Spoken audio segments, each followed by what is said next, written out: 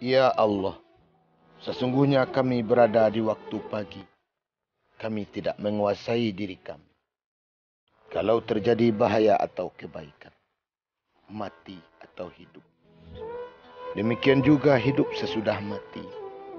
Dan kami sendiri tidak mampu mendapatkan kecuali menjaga apa yang Engkau jaga untuk kami.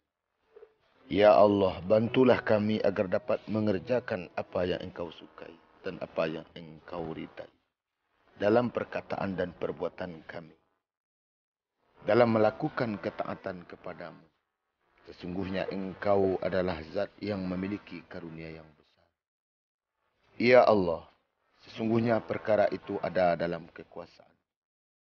Semuanya tertutup dari pengetahuan kami. Sesungguhnya kami tidak mengetahui apa yang harus kami pilih untuk diri kami. Maka pilihkanlah untuk kami apa yang paling baik untuk kami. Bimbinglah kami untuk mendapatkan situasi yang baik serta terpuji kesudahannya dalam pandangan agamamu, pandangan dunia dan pandangan akhirat. Sungguh Engkau Allah yang maha berkuasa atas segala sesuatu.